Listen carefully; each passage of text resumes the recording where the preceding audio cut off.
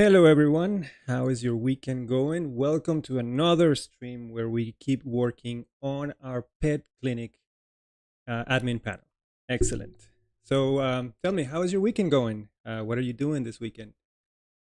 Are you doing some work on your own, working on some of your projects? Just chilling, relaxing? Let me know in the chat. What you're up? What are you up to this weekend? We are working on the pet clinic, as I said, picking it up where we left off last week, but we're going to have a little bit of a conversation because while I was doing research for the video that I posted on Friday, I realized that we are going to do some rework. We need to do some rework on the pet clinic, but we'll talk about that in just a second because the chat is already blowing up. Awesome. Oh, by the way, let me just send out a tweet that we are live. Tweet? X? I don't know. I just call them tweets. 1 second.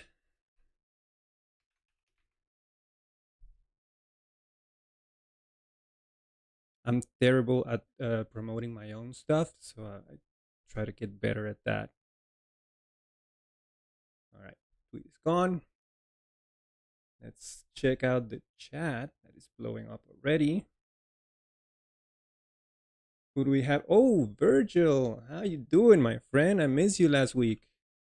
How is Netherlands? So nice to have you here. I'm glad you came. Who do we have here? Million from Canada. Rainy. I can relate. It's rainy here as well in beautiful Costa Rica. Rains every day, but me myself, I like rain as long as I'm not in it and it doesn't leak into my house. But other than that, rain is great. Very sunny and hot, 31 degrees Celsius. I would like to make the conversion in my head, but I probably can't. How hot is it? Not, right now here is 75, but that's Fahrenheit, I guess. And Mary, hey, how you doing? Working on my side project this weekend. Respect the grind. Love it. Virgil, also working on my own project for a bus company. Ah, that's awesome. Yeah, I remember about that. Everyone's working on the weekends. Again, respect the grind. Love it. Let's see. Milen, filament graphic user interface on my side, changing the admin appearance to a custom GUI admin by design. So you're changing your graphical interface appearance. Are you using? I'm guessing you're using Filament, and you're just changing the theme and colors, etc. But yeah, great. We have Clifford in the house again. So many familiar faces. This is awesome. Clifford, how you doing? How's your weekend going? It's already answering. Promote the Discord. New link probably. Yeah, that's a great idea. Let me. You're always keeping me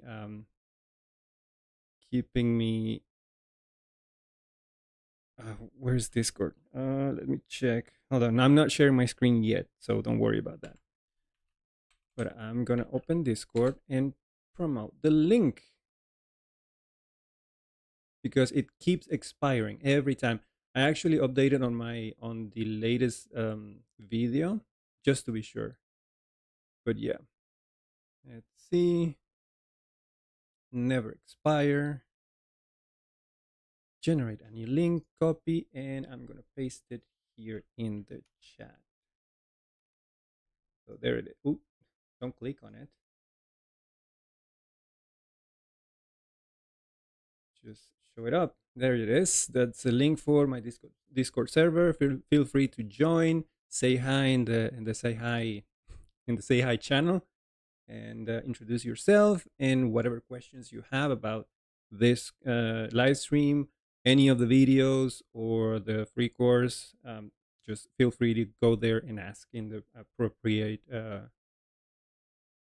technical channel. Last weekend I was too busy. No, I can relate. Don't worry about it. We all have busy lives. I understand that. 80. Oof, that's hot, my friend. That's really hot. But funny story, when I was down in Utah, I experienced my first time having 115 degrees outside. It was just not compatible with human life. But yeah, it eventually went down to like 87, 86. I could tolerate 86 just fine by just being there a few weeks. But yeah, it's still hot.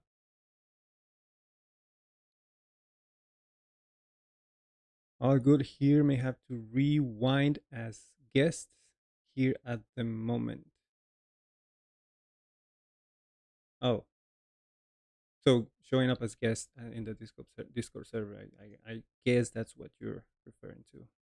Already showing new people in the Discord. I'll say hi to you personally once this is over. But right now, we should focus on the pet clinic because, as I said before, we have to have a little bit of a conversation. And let me explain what I mean. So, as I said, when I was doing research for the video that I posted on Friday, which was about multi-tenancy, I realized that multi-tenancy, at least in this pet clinic project, it's more of an obstacle than a feature at this point.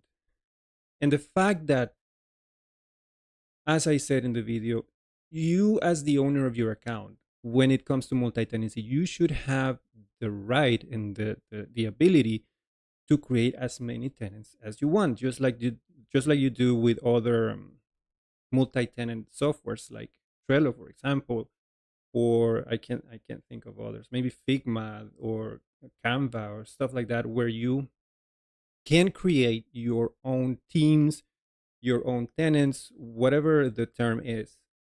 But in this scenario, for example, we introduced multi-tenancy, but then immediately took it away if you're a doctor, for example. So that's going against the grain, in my opinion. So with that in mind, I think I'm going to remove multi-tenancy from the project because it doesn't feel like it's fitting the design of the pet clinic. I see it more like the pet clinic is designed for one clinic specifically, and it fits more the design of having multiple panels instead, because you can have one panel for the admin, and the admin can go in and manage all the information, users, appointments, schedules for all doctors, etc. And then you can have a panel for doctors where they can manage their own appointments, the pets that they have appointments with, and their own schedule. So they only see the records for their own user. And then you have the panel for owners where they can manage their own pets and book appointments and manage their own appointments. So I feel that that fits better than multi-tenancy. So we are going to begin today by doing a little bit of rework.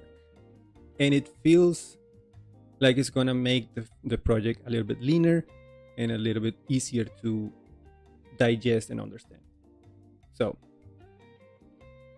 we are going to begin with the migration. So we're going to start at the bottom again. For example, let's take a look at the migrations that we have right now, and starting with the user. First of all, I want to probably change this to foreign ID 4 because we started using foreign ID 4, and I feel like the beginning, the first migrations didn't catch up to that. So let's start with, this is for the roles. So foreign ID 4 role class. And that's all for the user model. So save that and close. Moving down to create owners table. We don't have an owner table anymore. We don't have owners. Everything is on the users table. So we can just get rid of this migration. So let's delete that. Pets. I think, yeah, this we can just update to be a foreign ID for users instead of owners. So let's give that an update, and it's nullable. I have to remember that. So foreign ID for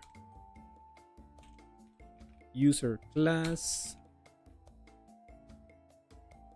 and this is going to be owner ID instead of user ID. And again, remember that this is nullable.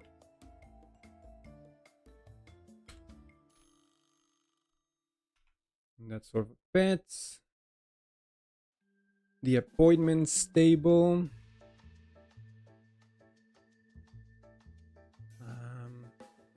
Yeah, that stays the same except for this for an ID. Let's just call it foreign ID for slots. Slot class.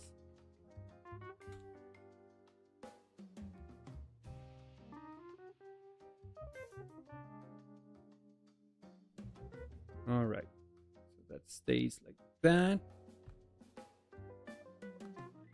Then we have the update appointments table. This was, oh yeah, we need a status column on the appointments table. So I guess we can just put it here because, again, just so you know, I'm just going to wipe the database clean and just do a migrate fresh with the seeders. So we have to look at the seeders next. So yeah, we're starting fresh again. 494 and then the status. Let's just copy the status column from here and just put it over here.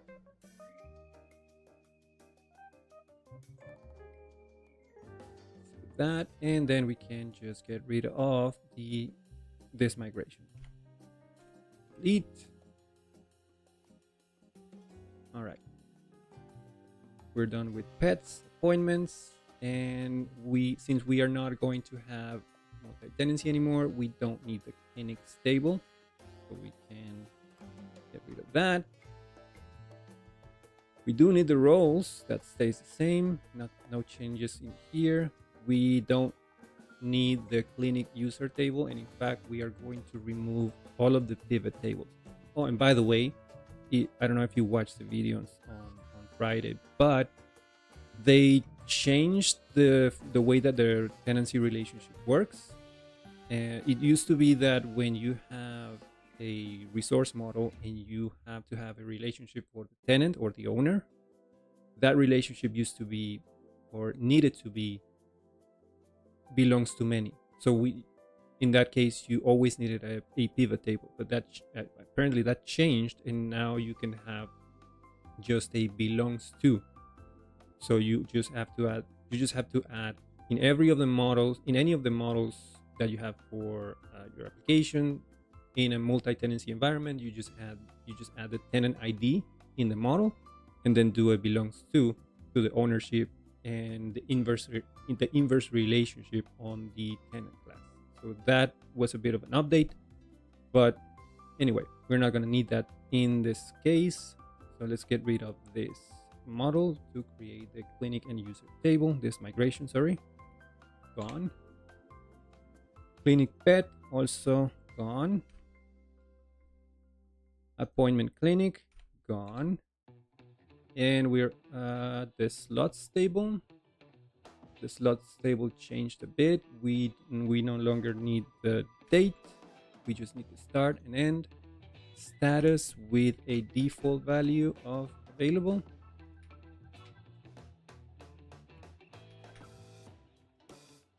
And a foreign ID for this changes to schedule.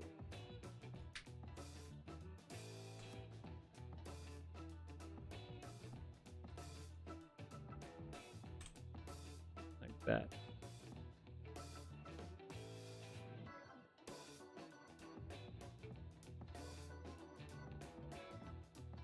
See what else. 494 schedule. I think that's all slots because yeah, we'll see. Save that. Let's close it. Then we have the schedules table, which I believe doesn't change. We have the date, the owner. Yeah, I think that's all we need. Then we have the clinic schedule. We don't need anymore, so let's delete that. And we updated the slots table. We dropped the date column. That's all done. Then we needed to drop the owner ID. That's already done. And we created the 494 schedule on the slots table. Again, done. And finally, set the default value for the status to available. That's done. So I think that's all the cleanup for the migrations. If I'm not mistaken. Yeah. So at this point, we can just migrate. Start fresh. Let's do PHP artisan migrate. Oh, one more thing. We have to look at the seeders.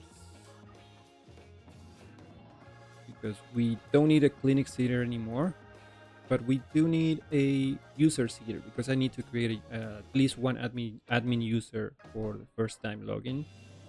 So let's create one. PHP artisan make seeder. Let's call it user seeder.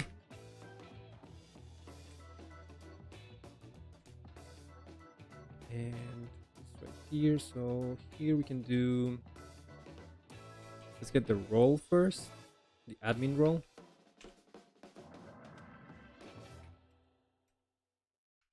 Role where name. Ooh. Admin first. And then user factory for admin role. Create. And let's bring in the definition from the clinic seeder. Copy this. Paste it in here, and we don't need the role ID because that's going to be added automatically. By the way, I tend to lower my voice when I'm working. If for some reason the sound of my voice doesn't come up on the microphone, just let me know so I can readjust and speak up. All right, that's the user seeder. We don't need the clinic seeder anymore, so let's delete that and then go into the database seeder and replace this with user seeder. That should work. Reviewing, yep, get the admin role and create one for, yeah, that should be good. Now we can do the migrations. PHP artisan migrate fresh and C. Ooh, problem. And it's always imports. Class lot not found in which one? Let me check.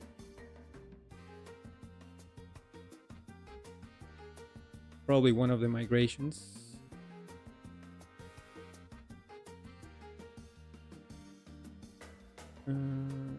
Should be in the schedule migration. Here. See how it's not imported? It's always my fault. I'm not gonna blame VS Code. I could, but I won't. Okay, let's try that again.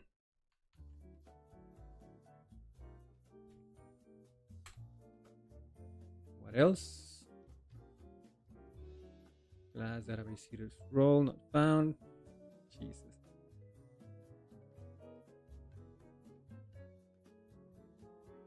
User header. Import the role. Save and try again. Really? Database headers user not found. Oh my god. It seems like it's gonna be a theme in this this live stream. Failed to import classes. I'll try to be more careful.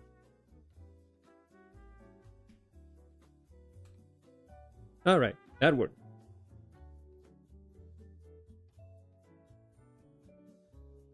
And if everything went well, you have no user either.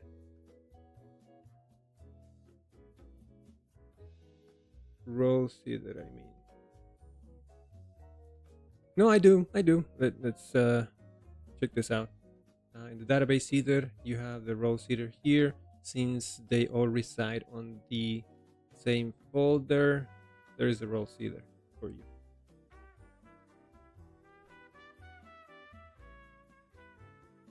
But thanks for the vigilant eye, because I'm very prone to make mistakes. That's all right. Don't worry about it. Better to be sure. So if everything went well, I was already logged in as an admin, and since I already created that user with the seeder, if I refresh, I should stay. Nope. No such stable clinics. Right, because we don't have multi-tenancy anymore. So the next step is to remove multi-tenancy from the models and from the panel provider. So it should be quick. Let's do the models first. App, models. Let's start with removing the clinic. Don't need that anymore.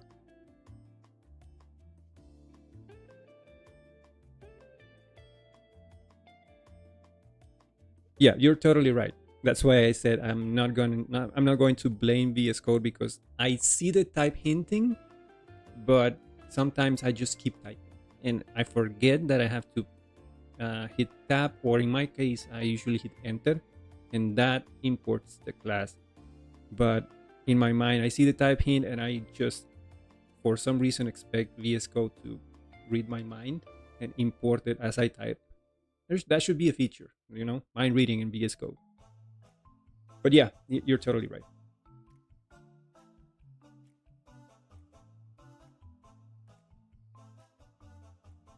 Let's check the appointment model and see if we need to change something here.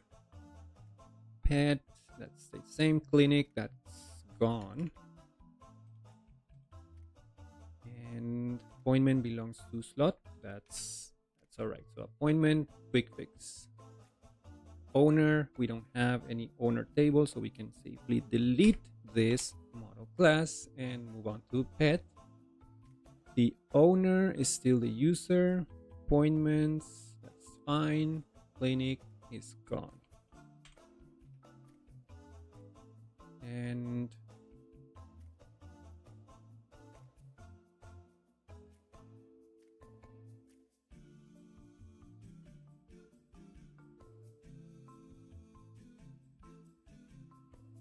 I do that like 2 out of 5 times. Yeah.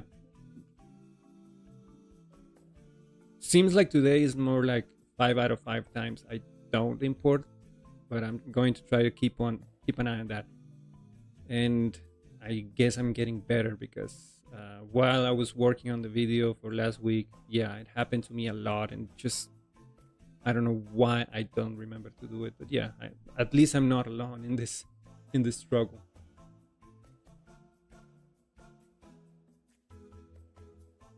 Ogie, that's a new face. How you doing, my friend? How's your weekend? What does protected cast do in appointment class? Protected, that's an excellent question, my friend. Let me, what was it, an appointment? Yes, here.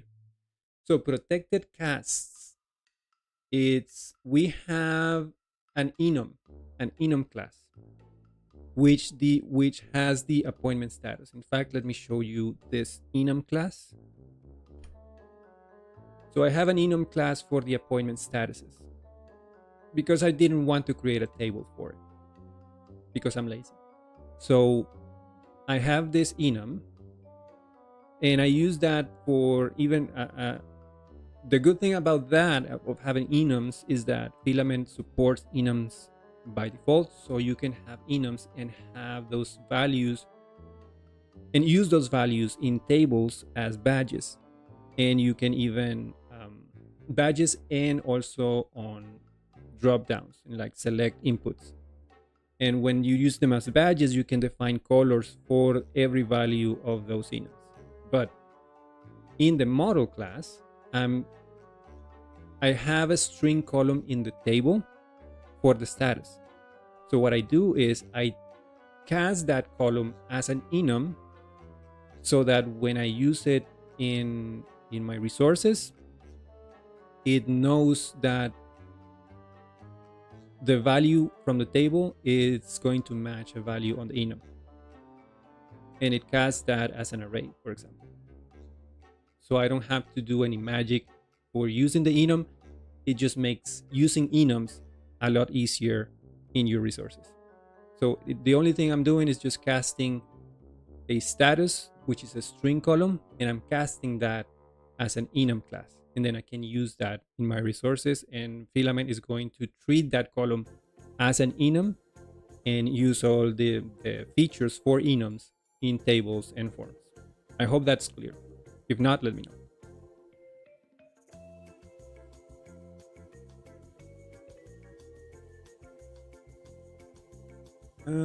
Where was I? Appointment status. I'm gonna close this. So appointment, that's good. Pets, that's good. I don't think I need to do anything on roles because I don't have a resource for this. Schedule, casting the date as date time. Oh, in case you're wondering, Boggy, what this does is casting the date column into a carbon instance. So when just like the timestamps created at and updated at, which are default to Laravel, if you have a date or a date time column in your database, you can automatically cast that as a carbon instance and then do stuff like model date and then immediately call format, for example, and just format the date, something like this, which is very, very convenient. So owner belongs to user. We're in schedule, that stays the same. Slots and clinic is gone. Cool. Slot belongs to or has many appointments, that stays the same, and belongs to schedule. I think that's good. And then user, we do have some work to do because now the user does not implement the has tenants contract. So let's remove that. And therefore, I'm already seeing something here. Email, password. We don't have phone as fillable. Let's fix that. I know I already unguarded all of the models, but I just don't like it that I don't have it as fillable. Just in case if in the future I decide to don't unguard it and just use fillable, I don't want to run into errors. So that's that. Sorry. Hidden password casting, that's all right. Clinics, that's gone. Role, that stays the same. The clinic already gone. Schedules, get tenants, we don't need this. I don't know. Enums can cast inside of cast. Oh, okay, that explains a lot. I don't know enums can cast inside of that. Yeah, that's I don't know if it's a relatively new feature of Laravel, not exactly a filament feature, but a Laravel one. I don't remember when did they added that feature, in what version. Must be around 9. But yeah, very handy.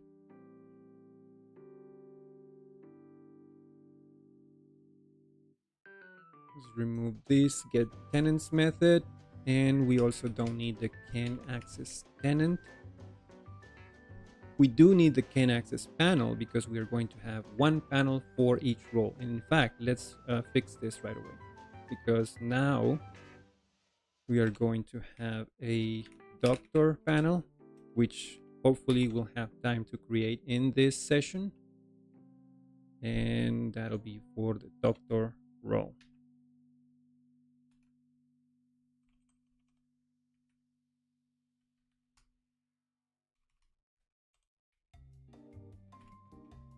Don't forget the commas. So yeah, I'm not giving the admin access to any of the other panels because it doesn't make sense, since the admin has his own panel and can do or manage all of the resources from there. So for privacy concerns, I guess, I'm just keeping the admin on its own panel and everyone has access to their panel, doctor and owner.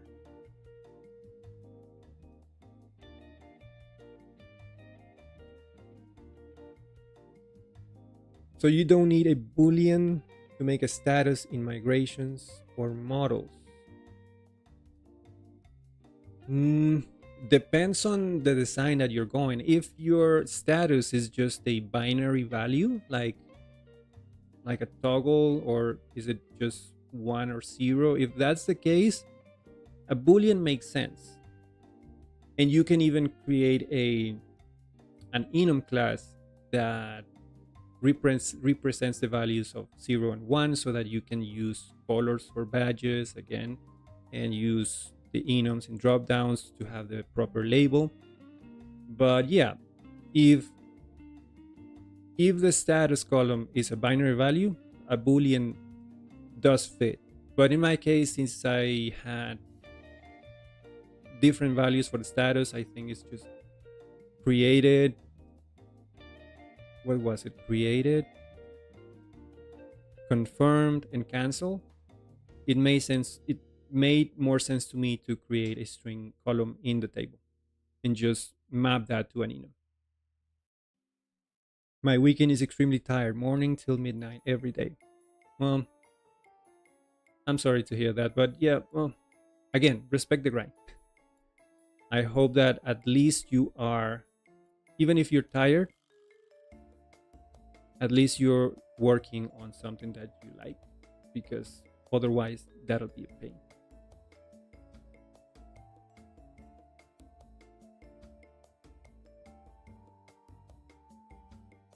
All right, user model fixed. So I think that's all the models. Now let's work on removing multi-tenancy from the panel provider. That's in app providers, Filament Admin Panel Provider, and where's the tenant? Right here. We don't need tenant. We don't need tenant registration or profile. Gone. Did we do tenancy on the owner one? Looks like we didn't. Perfect. All right, let's check the browser and see if the error is gone. It's not. App models, clinic, Encore. Where are you looking for clinic again? Oh, the pages. Ooh, that got a lot bigger. So we need to remove the pages that we created for the tenant registration and profile. And that's in app, filament, pages, and I think we can just remove the whole pages folder. Are we going to need this for anything else? I don't think we do. So let's just remove the tenancy folder, just in case we create any custom pages in the future. Delete permanently. Okay. See if that worked. 404 no found. What are you talking about? There it is. All right. We are good. Multi-tenancy is gone. Now I just have to work on, just make sure there are no errors in my resources. Let's start with pets. Can I create more pets? Let's create one. See, I do have a folder with pets. Let's create Rufus.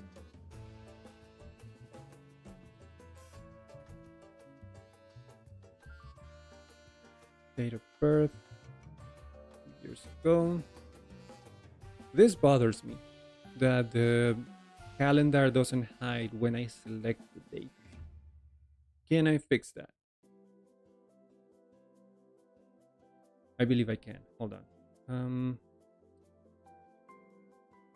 What is it? In the form builder, calendar, datetime picker, color picker. Where is the date? Oh, here it is. Datetime picker. Disable inputs. Closing the picker when date is selected. That's what I need. Where is it?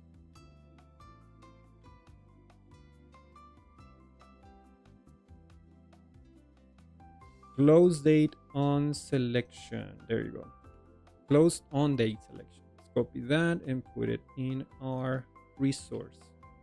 Close some tabs here, and then open, what was it? The pet resource. Filament resources. Pet resource. Here we go. And this is in the form. Date picker. Native required. Display format. Let's put it here. Close on date selection.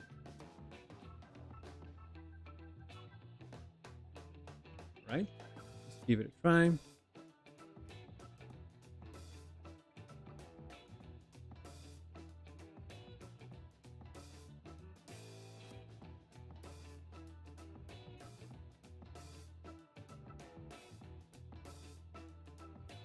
Much better.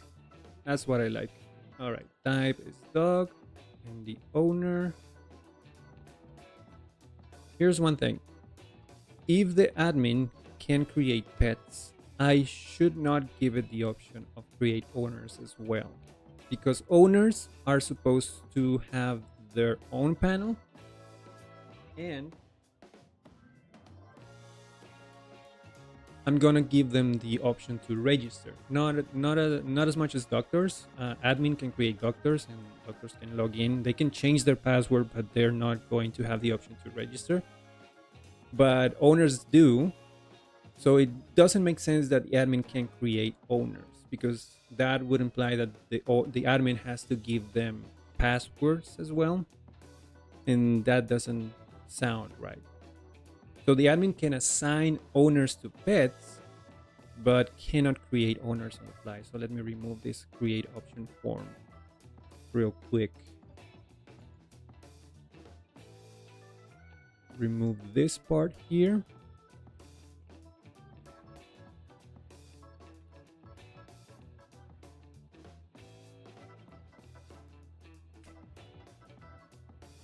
All right, much better.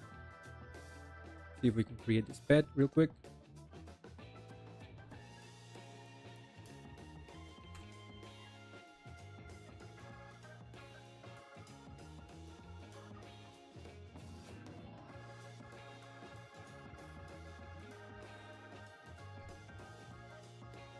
All right, good. Pets resource working. Let's talk about schedules, and I don't like that icon. Change it in a moment. Call to a member function users on null, and yeah, that's because if you remember from last week, we were working on the doctor dropdown, and we needed to limit the number of we needed to limit the options to just doctors from the current tenant, but we don't have tenancy anymore, so I think that's gonna get even simpler. Let's open the schedule resource, move up to the form, and instead of using filament get tenant, I can just do user, or just the user class.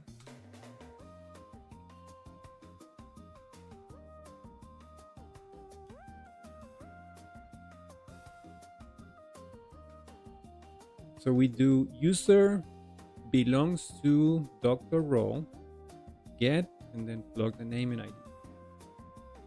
That should work. And I think in the table we have the, do we have the clinic? Not here, but I know I have a clinic column somewhere. All right, say that and refresh. Good, now we can create schedules. I have a question in the chat, hold on. Dimitri, I'm not going to even try with your last name, but Dimitri, how to fill the values of slots, for example, for a period automatically setting the date from N to? That's a great question.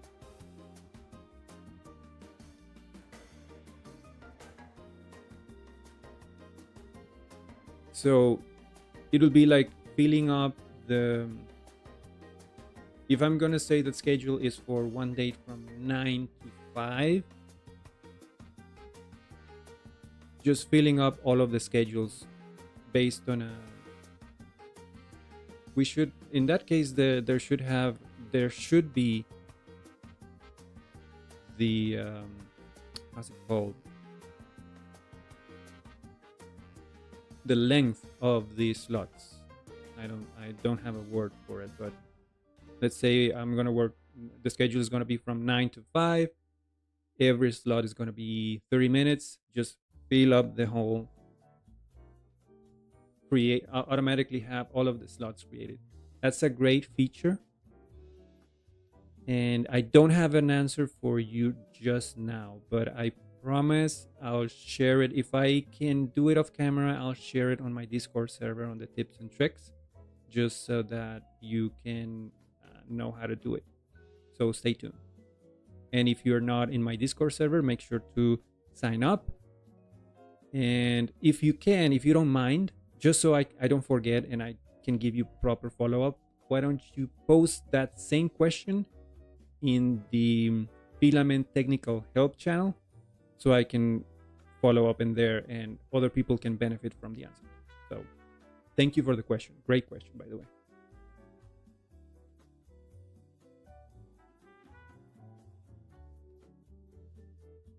Stanley from Nairobi, Kenya. Hi, Stanley. How you doing? How's your weekend going? What are you doing? What are you up to this weekend? I'm glad you can join us.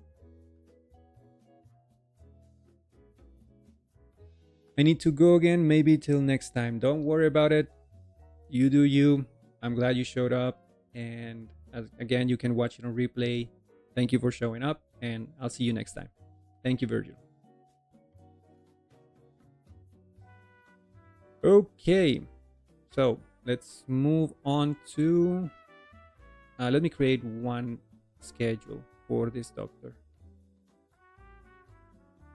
That's for today. Let's say, oh, I don't have a doctor.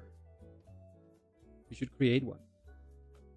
And again, I'm not going to have the option to create doctors on the fly, or I should, because this is the admin. The admin can create doctors. I don't think I'm going to do it right now. I mean, it's a feature, of course, because if without it, I have to go into users and then new user. Oh, that gives me another error. Didn't I remove this from the model? I thought I did. That's weird. Let me check. User model.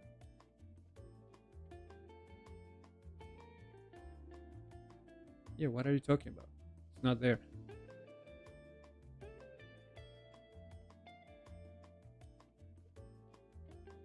Oh, maybe it's in the user resource. Yeah, I think that's it. Because I have a drop down for clinics, and clinics it's not a thing anymore. So let's remove this from the user resource and also from the table. I don't have a clinics relationship anymore. So let's remove that column. Save and refresh. All right, that's better. Let's say John Doe.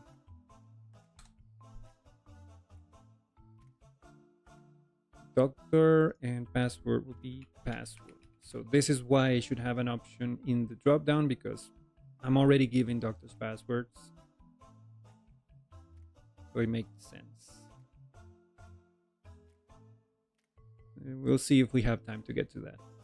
I just want to quickly move on to the point where we left off last week, so that we can finish that, create a couple of panels, and then we can polish after.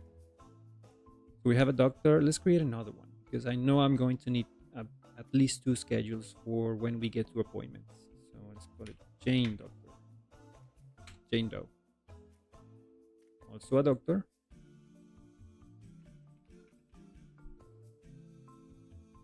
All right, cool. We have 2 doctors in the house. Let's create schedules for them. Starting on today. Owner ID. I don't like that label. Let's change that to doctor.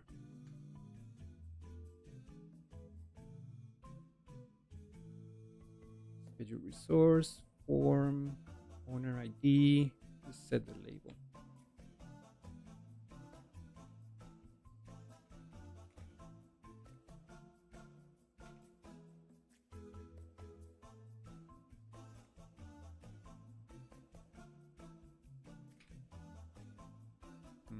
Much better. John Doe. Today's date. And the slots. Let's create a couple from 8 a.m. to 8:30 a.m. Add another one. 8:30 a.m. to 9 a.m. Okay. Let's create this. Awesome. Let's create one for the other doctor so that we can test it on appointments. And this is going to be for tomorrow. Jane, 11 a.m. till 11:30 a.m.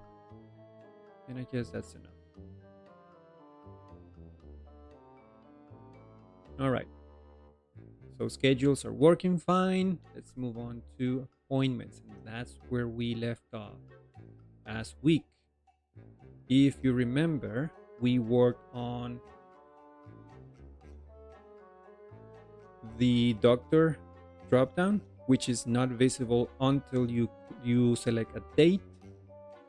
And I guess I'm gonna have an error here. Yes, because that's still using what? Filament get tenant? Yeah, it is. Let's fix that. This is still using tenancy.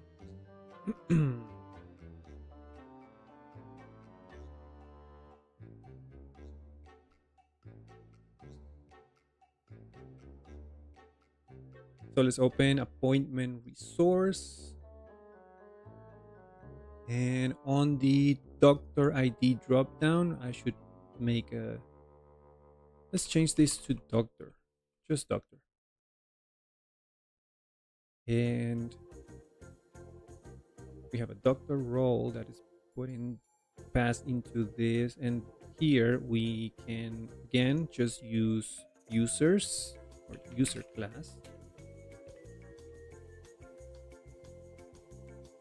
Not user class, just user.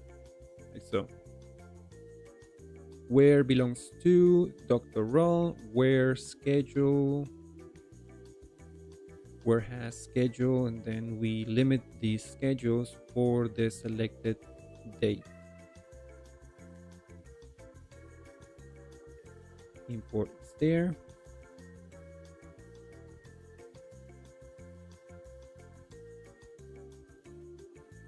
You might add the date field out of close option to schedules to.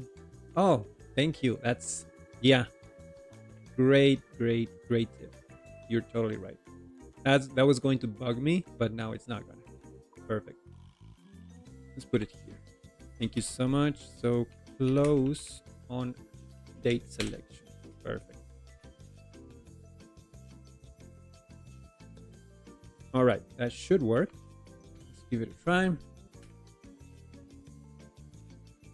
So I select today's date, and that shows a doctor drop down, and that should only have one doctor. That's correct.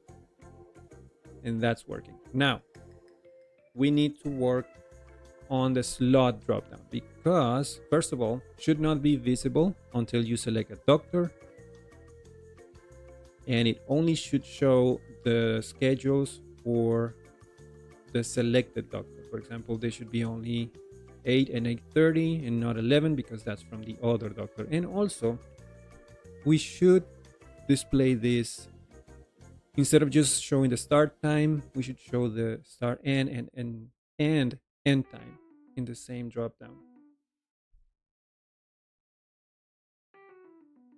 Let's first work on the harder mechanics, like showing only when the doctor is selected and limit the resources to limit the results to just the doctor.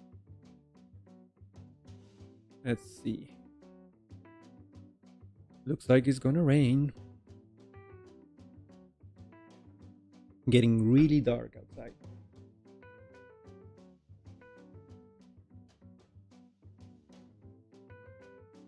So we are not going to need a relationship anymore here, or should we?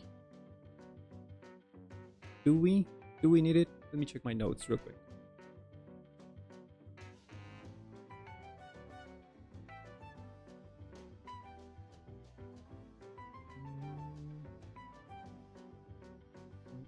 Source.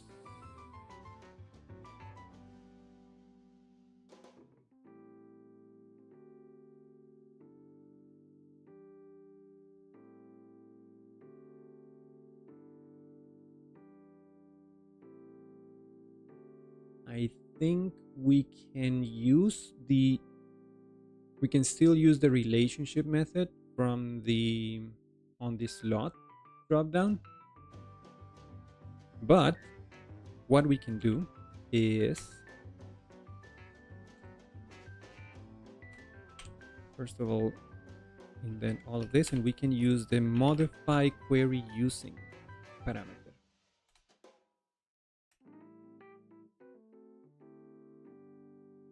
And this is going to take a callback function. Let's make it a proper function. This will take a builder. Illuminate. Do we have this already?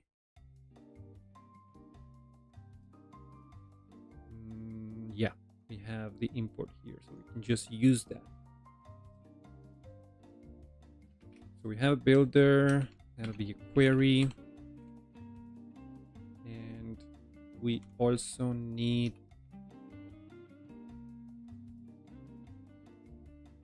to check the value of doctor. So we do need get helper.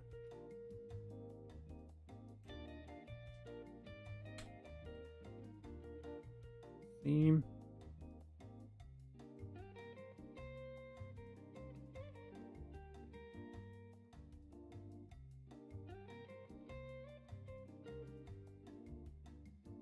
All right, so first of all, let's see, how do we do this? We need to limit the records returned from slot to just the selected doctor. So let's grab the doctor first. So doctor, not doctor role, just doctor.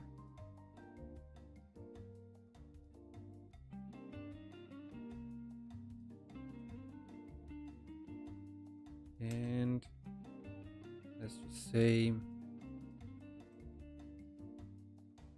user. You can do just a find because we already have the doctor ID from the doctor dropdown. So let's do find get doctor, and then we can do query where where belongs to doctor.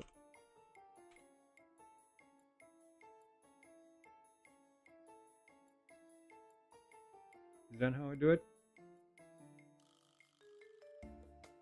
No, because we don't have a doctor relationship. We don't have, yeah, we have a schedule, and the schedule has a doctor. So we have to do where has.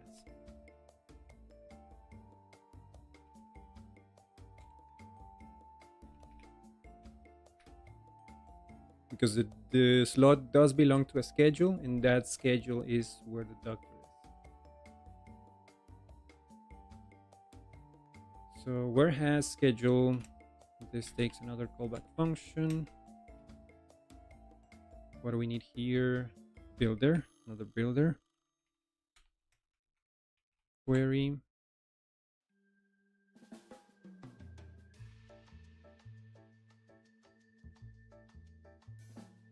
Do we need the date? I guess we can just use get. Let's see. Let's just do it like this.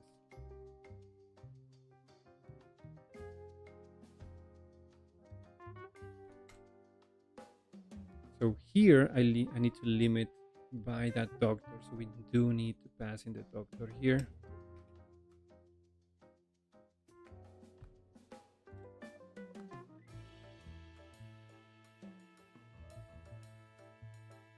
So we can say query. Now we can do where belongs to doctor. But if I'm not mistaken, this relationship doesn't follow convention because the relationship between schedule and user is called owner, if I'm not mistaken. I'll check. Let me check the model real quick. Schedule, owner. So if I do where belongs to and I put the doctor, Laravel is going to think that the relationship name should be called user, and we'll look for a user ID. But in this case, it's called owner, and the schedule has an owner ID column. So this will work. Should we limit to the date?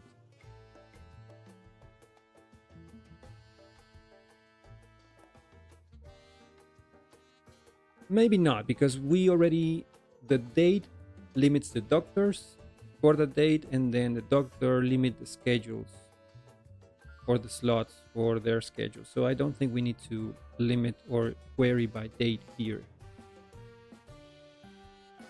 Question is, will it work? Hopefully it will. Let's give it a try.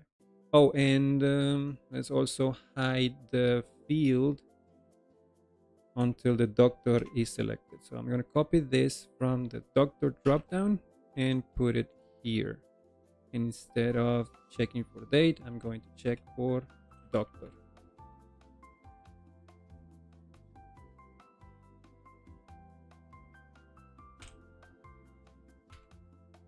All right. Save that and let's check it out.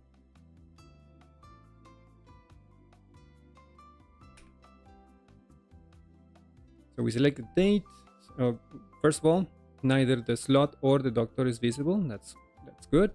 So if we select a date, we see the doctor, and when we select a doctor, nothing happens. Awesome. What's going on?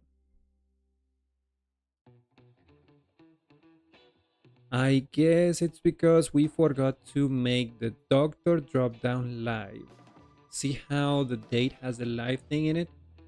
When you are working with dependent fields, you need to make the parent field, the one that you depend on, has to be live,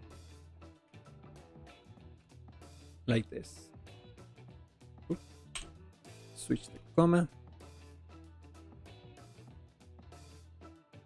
Let's give that another try. Refresh. Select a date. Pick the doctor. And at least we have an error, which is progress. Call to undefined method add model slot schedule. Is it schedules? I believe it is. Let me check. Slot model. What? Oh, owner. We should change that. That's no longer an owner relationship. This should be belongs to schedule. Ooh, schedule. There we go.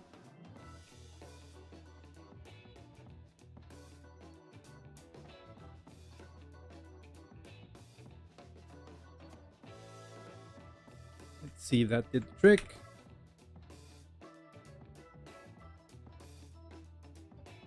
And it did. So now we should only have the slots for the current doctor. Perfect. Let's select one. Now, what happens if I select a different date or a different doctor? Let's try that. First of all, let's check another date. I think it was for tomorrow. And that should... The expected behavior should be that the doctor dropdown should clear out because we no longer have John Doe on this date. And I guess it does happen, but only until you click on the dropdown. And the other thing that I don't like is that I still have the state of the previous selected doctor here, but without a matching entry. So we have to fix that. I think the easiest fix would be to just clear out the state of the doctor dropdown right away. Not just the doc. Well, yeah, let's try that. And let's see. Appointment resource, date, and let's say that. Oops, sorry. What did I do? Let's say that after state updated, this takes a function. Let's say function. We're gonna need the set helper in this case, and I'm just going to do set doctor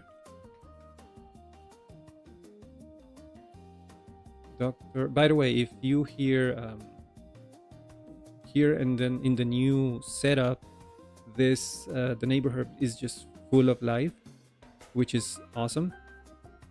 So sometimes you may hear like kids playing around or just chickens roosting or birds chirping and stuff like that. So if that happens, that's the reason.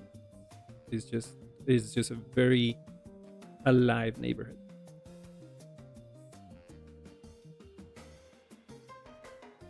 Set doctor to no.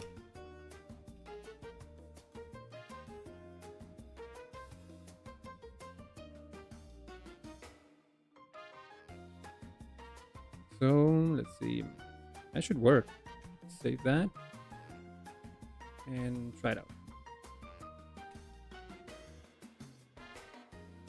So first let's, oh, what? Argument one set must be of type resource I didn't import. Import set, and it should work.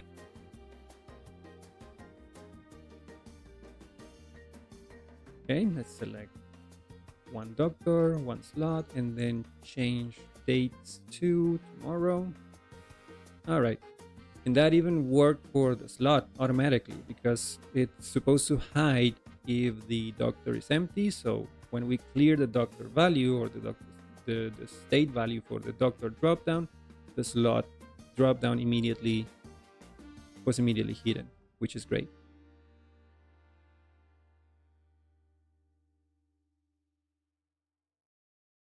Debjit, how you doing, my friend? Welcome to the stream. Been following you on Twitter.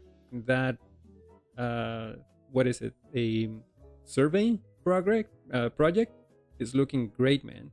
I love that attitude of it doesn't exist or it's a paid version. I'm gonna make one myself and just open source it. I really love that attitude. How's my weekend? How's your week going? It's been a busy week, I'm not gonna lie. Doing research for the video on Friday. I recorded an extra lesson for the course, and that's going to go live tomorrow, the Filament Bootcamp, and also planning out this stream. So it's been a very busy week. Also, full-time job, so it's a lot, but I love it. Code Press, hello Ivan, my first time attending this live. Thank you for thank you for showing up. I very happy to have you here, even if it's your first time. How is your weekend? I hope you're having a fantastic day. Thanks for the follow. No, I'm thank you, man. It's it's sometimes it's strange that people thank me for following them when I should be thanking them for having such an awesome content that it's impossible not to follow. So that's your case, my friend. Thank you. Stanley, I really enjoyed the Filament Free course. Very helpful to me. That is great to hear. I really appreciate that. That was the intention. So I'm really happy that you're finding it helpful. And thanks for checking it out. I mean, I wasn't expecting the amount of the reception that it had. So that made me really, really happy.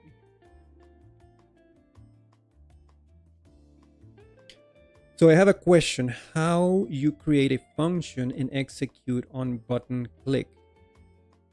This is showing action make publish now button. And then what? Share after stream if no hassle. That's a great question. I guess the short answer, without looking at documentation or just off the top of my head, is that when you make an action, you chain a call to action, I think, and that takes a callback function, and that's where you do the action of the button. I think I'm going to do something similar, and maybe I can give you an example, and hopefully the example that I'm going to use does answer your question, because when I get to the point where I can create an appointment, when I get to edit that appointment, I'm going to add the ability to refresh the form, because when I'm editing a record and I change the date and then I don't remember what was the made a mistake and change the date, now I need to go back to the state of the appointment. I want to go back to the original doctor and the original slot. Then I'm going to have a button that will just refresh the form to the original state, and maybe that will help you out. So stay tuned. So now we changed the date, and now the extra option is gone. Perfect. And if I select another doctor, this I don't like. So same problem. I still have the state for the previously selected slot.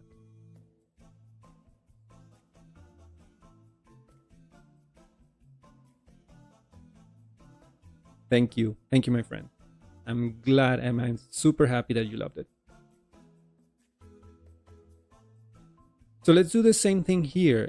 When I select a date, I clear the doctor state. So I should do the same where I clear the slot state when I select any doctor. So let's go ahead and do that.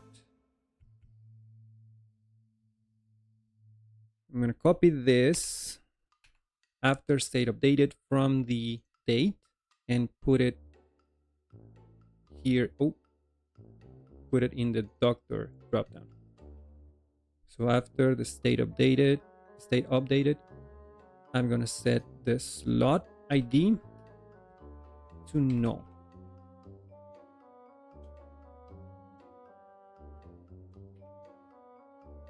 Let's see if that does the trick. Come on. Here we go. Reload. Select one doctor and one slot and then change date. Select a different doctor and there you go.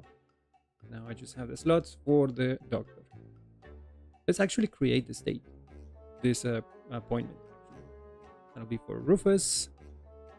Let's say vaccinations and do I have, let's see, create. Okay. Error, one table appointments has no column named date. And I was expecting this error because if you remember when we were first starting, we said that there was no problem of going into the app service provider and on guarding all of the models. But now it's a problem because in this case, this form has a date and a doctor field, and those fields do not exist on the model. So in this case, I'm going to go into the appointment model and override the on guarding that I did on the app service provider, because I need to specifically set the columns that are used for mass assignment. So let's open the appointment model. And just so a little refresher about what I'm talking about is in app providers, app service provider, this is what I mean by on guarding all of the models. So this will open mass assignment for all of the models in the project. But in this case, I'm going to override this in just one model. So again, let's go back to models, appointment. And I think the way that you do it is first you have to do protected static unguarded, and I'm going to set that to false. That will override the unguarding from the app service provider. Now I have to say public fillable.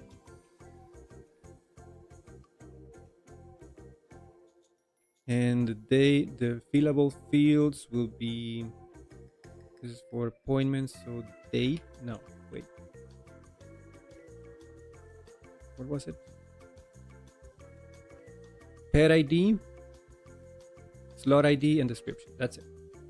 So pet ID, slot ID, and description.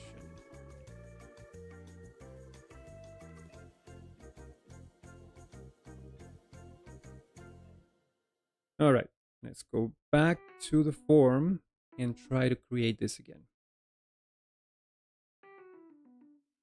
Success. Kinda. We created the record, but now we have a table. We don't have a date. We are not going to need from and to. We have a status, which is great. And we should have the doctor somewhere. So let's fix this table. appointment resource, scroll down to the table, and the date. Now the date is not on the appointment itself, it's on the schedule. So we can do actually the appointment has a slot and that slot has a schedule. We can just drill down into the relationship like slot, schedule, date. Let's put a comma in here for the format, and that should do the trick. Awesome. Now from and to, that'll be the slot. But that makes me think, if I'm going to use the slot start and end time, and I'm always going to at least I always want to display the start and end with a hyphen in the middle. I think it'll be a lot easier if I just had that as a property in the model, and then I just use that everywhere. So let's do that. Let's go to the slot model and let's create a new property with public function. Let's call it formatted time. This expects an attribute in return, which should be an illuminate database eloquent casts attribute. Check import, there it is. And here we return, if I'm not mistaken, is attribute make. And we need the accessors for this attribute. We can have get and set accessors. I don't know if that's the right pronunciation. Is it accessors or accessors? Wouldn't it be more secure to define the fillable fields per model and avoid the unguarded if Laravel was made by design to do so? Yes, if you choose to. In my case, 8 out of 10 times I would go with the fillable. But for this project and for smaller projects, you can opt in to just unguard everything, because Filament does have some checks in place. If your resource model does follow like conventions and you're not doing crazy stuff like we are doing here with the date and the slot, you can somewhat safely just unguard the models. And if you have fringe cases where, like the error that we just had, then you can go in and opt in to just choose the models that you want to closely protect and use the fillable. But then again, Laravel gives you the option. That's a good thing. You don't have to do one or the other, or you're not tied to one or another. Laravel just gives you the option to choose the one that better fits your project and your design. So yeah, it will be more secure indeed, but for this case and for this scenario and for learning purposes in general, I chose the unguarded route, but it's not a requirement. I hope that answers your question. Thank you for the question, by the way.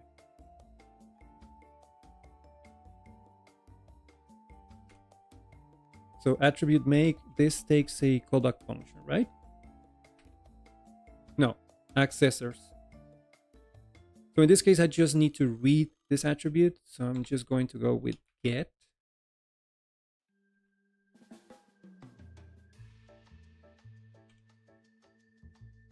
And the get, this will be a function. So let's do fn. Now, attributes by default, if you just want to read the attribute of the value that you're trying to modify, for example, if I was just creating an attribute for the slot start, you can use value. and that will give you the value of the original attribute. Sorry. And you can modify it if you want to, like setting the format for it. But in this case, I'm going to need both start and end. So you can pass a second parameter called attributes. This is an array. And this will give you all of the model attributes in array format. So that's what I need. This is bothering me. So now let's do this in a new line, and I can say, oh, and even though I'm casting the start and end date here as carbon instances, if I were to use them somewhere else, I could do the formatting directly, but in this case, the values are returned in a string format, like the carbon instance already formatted as a date and time. So I do have to reparse it. So let's do carbon parse attributes start, and then I do concatenation and add a hyphen in the middle, and then actually I don't like this indentation. Let's do it like this. Looks better. And then I'm losing my footing. All right, carbon parse attributes and oh, and I do have to format. So format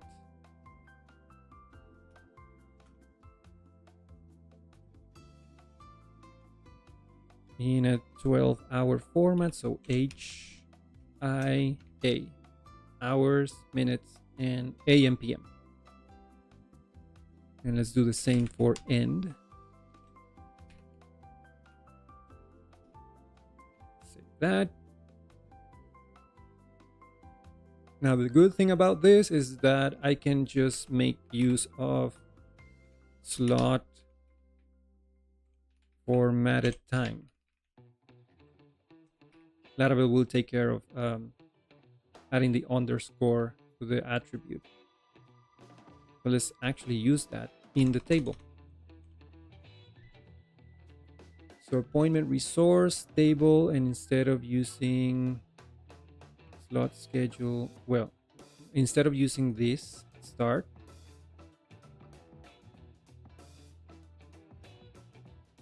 I can, is it this, wait. Oh, I can just do slot, and hopefully this will work. Formatted time. I don't need to format it. This is a text column. I probably need the label, so I'm going to leave that. And let's make it a batch as well. Let's see if that works. Hey, look at that. It worked. Awesome. We can get rid of the to column. Leave the status, and we also need the doctor. Where should we put the doctor name? Here, between description and schedule, or at the end where to is? Eeny, meeny, miny, mo. I guess it will be important to know the doctor, the date, and the time in that order. So let's do it. Let's put it right after the description. Tables, columns, text column, make. This will be slot schedule owner name. I do want to search by it, so let's make it searchable. and sortable as well.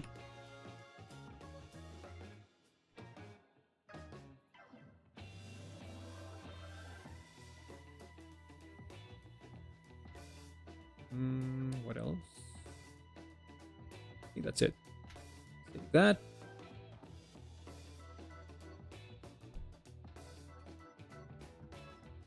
And there it is. So we have bed name, description, doctor, schedule. I don't like schedule. Let's put a, this will be the date.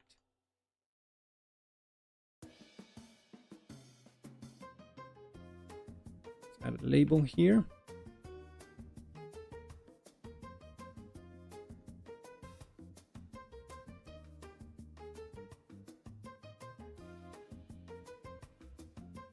And for the time, let's change it to from. Let's change it from to just time.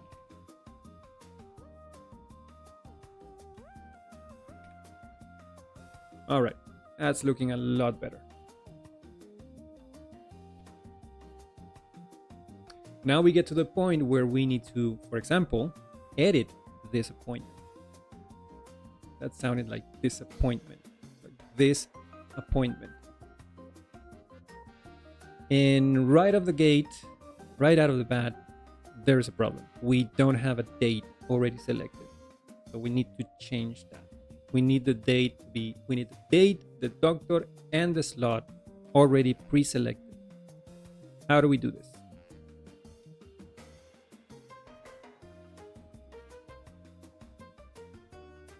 Oh, of course. So simple.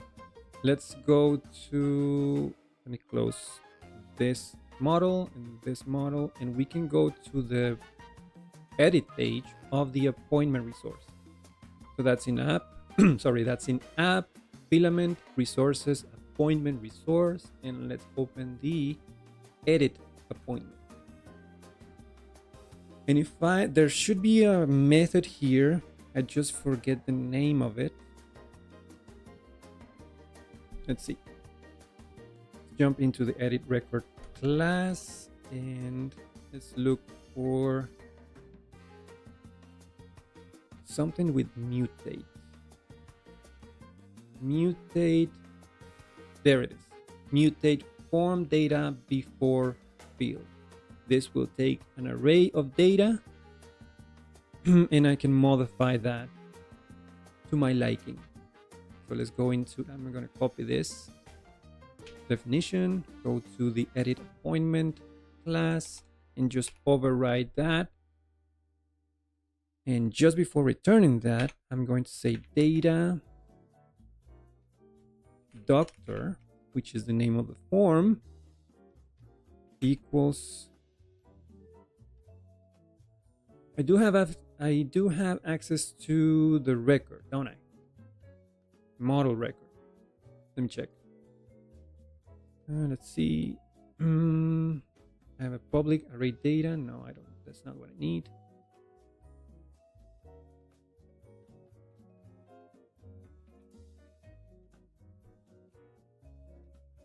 Something record. This record. So I do have that this record already. Is it public? I guess so. Let's try it. So if I do this record, that should be the appointment record. And yes, it's public right here.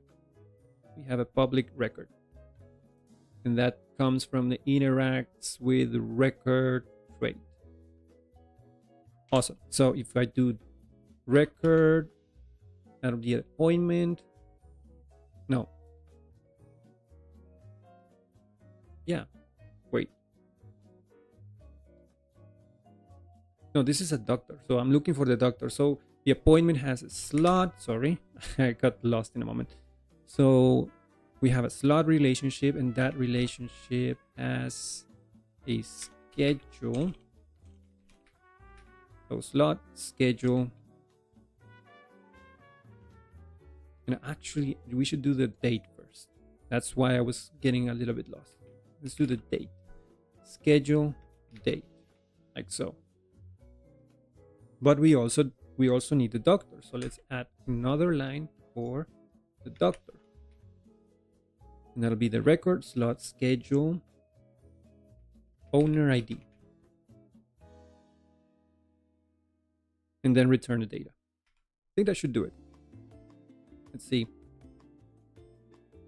Reload, and yes, it worked. So we have the date already pre-selected, and that triggered, well, we already have the doctor pre-selected, and that triggered the visibility of slot. And also we already have a slot ID in the appointment model, so it's already pre-selected here. Perfect. Now, since we are editing this, there is the possibility of editing both the doctor and the slot and the date. And shouldn't that work by itself? So let's go to tomorrow. Oh, it's not. Why didn't it clear? Oh, because I didn't change the date. I'm already in 11. Let's go back to this date, and that works. That clears up the doctor state and the slot. And if I select the doctor for the state, now I need to select the slot, and that's still working. Perfect. Now, this is what I was talking about earlier, where I need an action to reload the form, because if I change the date and I change my mind and I don't want that date, I just want the date to be how it was. One option would be to just cancel out of this and don't save. But I also want the ability to just refresh the form and go back to what it was. So I guess what I'm going to do is I'm going to add an action button up here that will just refresh the form. So let's do that. Back to the, no, we can do this in the edit appointment page. And we already have an action here for the delete, which renders this button here. Let's add one more for a reload button. So actions, action, make. Let's call it reload. Should be name. Let's just call it reload. I think that's how it does. And then, thank you for the love in the chat. Already seen the little hearts popping out. Love it. And here I can say action. And this is where I do my thing. This is going to need a closure. So let's do FN. Oh, sorry. Bump the mic. What do I need here? Nothing, actually. This should be pretty simple. Because here I can just access this fill form. Yeah, just do fill form. Just reload the form.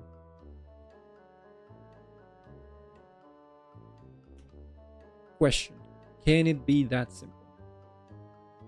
Let's check it out. Let's refresh this. We already have a button up there for reload. I don't like it. That is caught. It's like drawing my eye too much to it. Like the save changes as well. I don't like it that they're the same color. Maybe the same color is fine, but let's make it less attractive. Like it's drawing too much my attention to it. What if we, oh, that I have an idea. Hold on. What if we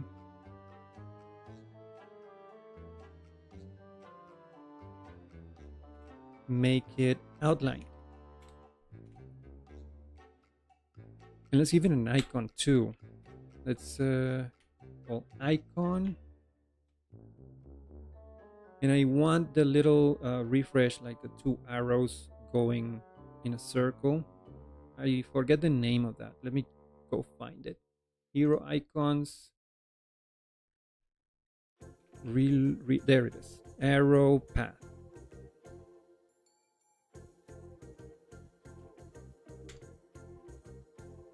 Back to VS Code, and the icon is hero icons. Hero icon, I think. Hero icon or hero icons? Hero icon.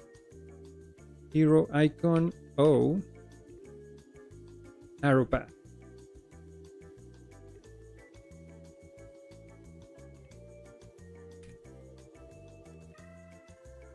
Yeah, I like it. I like it that way.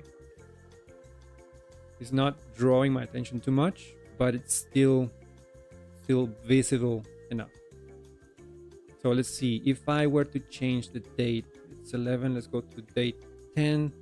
And then I say, no, I changed my mind. I wanted the way it was. So I click reload and boom, goes back to what it was. Perfect. Clever tech dude with the rocket icon. Thank you so much. Welcome to the stream. How's your weekend going, by the way? It started raining over here. Pretty dark. I hope it doesn't. There is no thunder. It doesn't seem to be a possibility. But there has been a couple of times this week where it's just like a drizzle, and all of a sudden, like a single thunder that makes me jump out of my chair. It's super scary. Reload equals reload. Thank you. Thank you. I do have mild. What is it? Where you mix letters in a sentence. Jeez, I'm having a blackout here. Mild dyslexia. That's the word. Let's change that.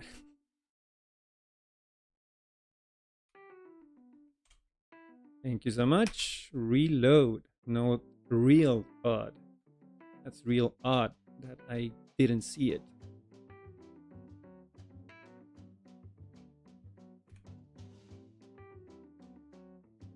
So yeah, thank you for that. And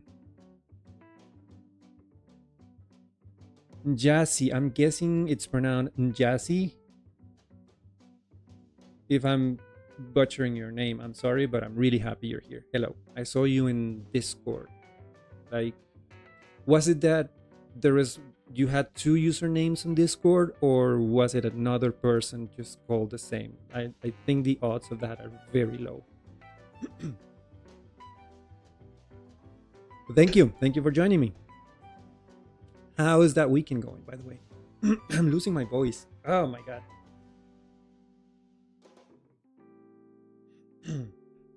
Apologize for that.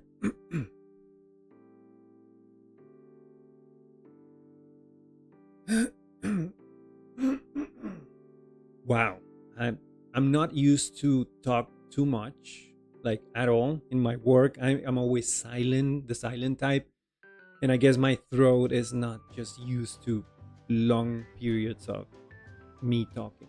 So I'm just losing my. It's like there's something stuck in here. Sound like I'm a chronic smoker or something. Also, since the form starts growing, I believe it could help to introduce columns. I know you didn't like multiple columns, but the save time. Yeah, you're totally right. I should introduce columns because, yeah, even though the thing is, I have it like super zoomed in. If I do, oh, not here.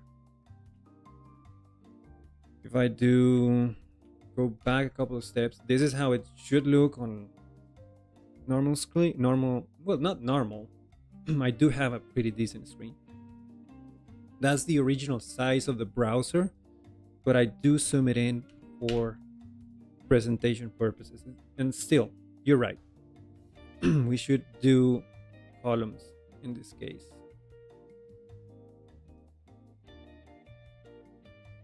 Like maybe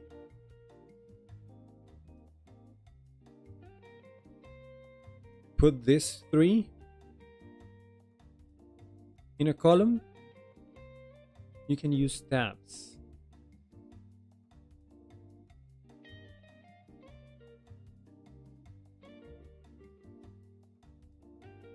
Sections or grid. Yeah. Trying to decide what looks better. Oh, and by the way, the slot is not required. Should make that required. Appointment resource. Slot ID. Required.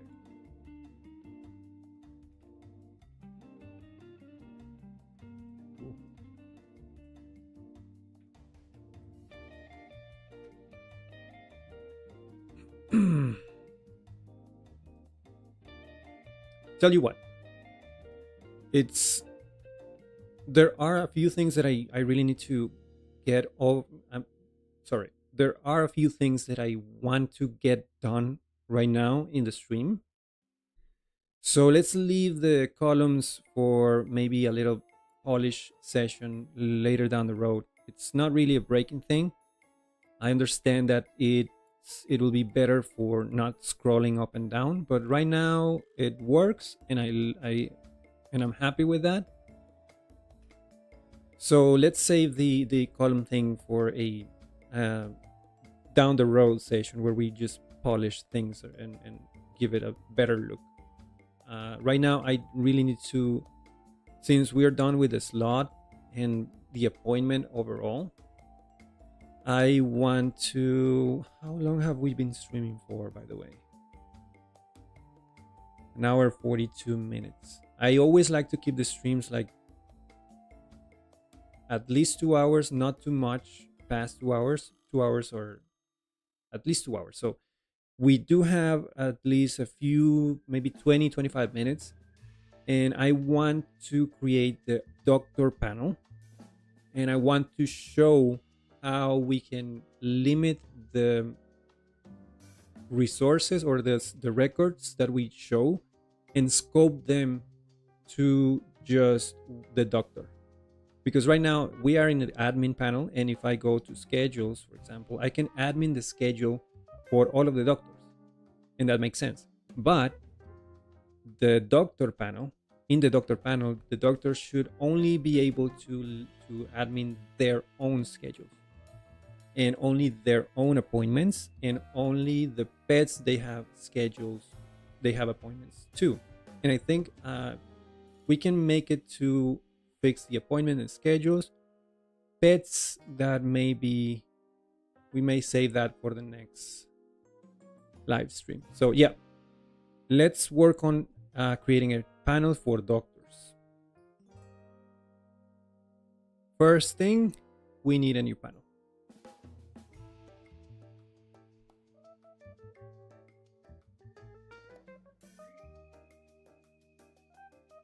It was a mistake. It was me twice. And yeah, I thought so, but couldn't not make the joke. But yeah, I figure as much. Well, the pronounce, it is good. Thanks. Perfect. So let me clear this screen. Make sure I'm still sharing my screen. Yep, I am. Clear this, and let's create a new panel. Make... What is it? Panel?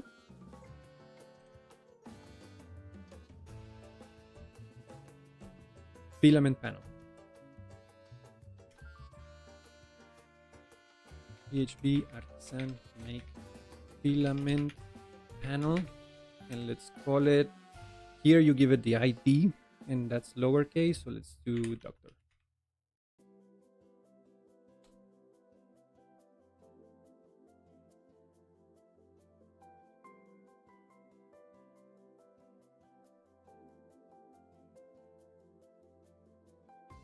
Yeah, I agree. It is valuable. I understand, and that's a valid point. My only concern is time. So yeah, it's not that I'm not going to do it, but I want to get the panels done first, and then we can work on the on the tabs and columns. And even I can even share it on my Discord on tips and tricks if just so that you don't have to wait a whole week or learn about columns and grids and tabs. So either I share it on the screen on the Discord server as a tip and trick, or I just record a quick video about it and put it on YouTube. But we're definitely going to learn about it.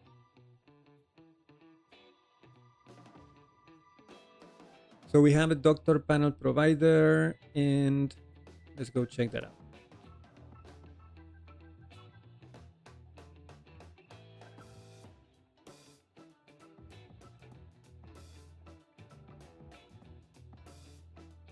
Hola, hola. Hello there. Transcode. How you doing, my friend? How's your weekend?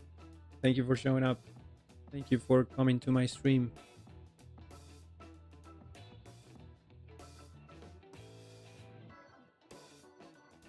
Providers, Filament, Doctor Panel Provider, and we're going to need a login for this.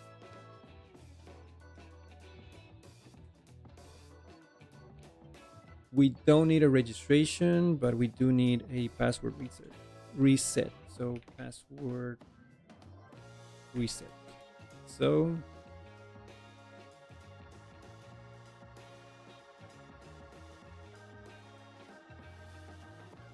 been looking patiently for the new panel and logic split between admin and other panels. Yeah, I know. And the main reason I removed multi-tenancy was because I felt like that was getting in the way of getting to this point. If I were to have multiple panels and then multi-tenancy on top of that, I feel like that was just slowing us down. And it's been it's been a long road to get to this point. I understand that. But yeah, let's learn. Let's learn about multiple panels. We already have the role set up for the access of the panel. I don't really like the way that, well, the thing is, and you're going to see this. When I log, for example, if I'm a doctor and I guess the URL for the admin panel and I log into the admin panel as a doctor, the only thing I'm going to see is a 403 error message. And I don't really like that, but I haven't found a way to redirect the user based on the role to their correct panel. I haven't found a way to do that yet, and I'm still doing research. The only thing I can think of to mitigate, because once you're in the 403 error, you can't do anything. There is no links. You just have to go back in the browser, and that can be tedious. Maybe we can customize the 403 error page and add a link in there.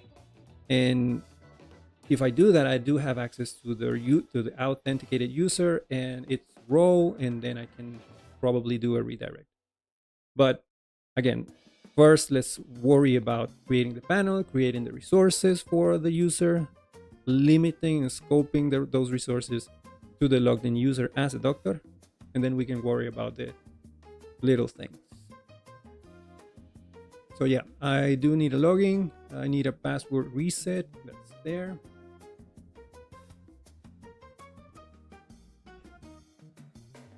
So at this point, if I log out and move into the user login, doctor, I navigate to doctor. I do have the login. I don't like the amber, so let's change the colors real quick.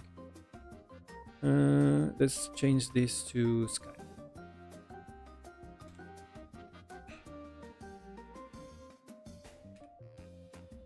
That looks better. I believe, what's the color for the owner? Amber as well. So emerald. Admin panel provider, that's emerald.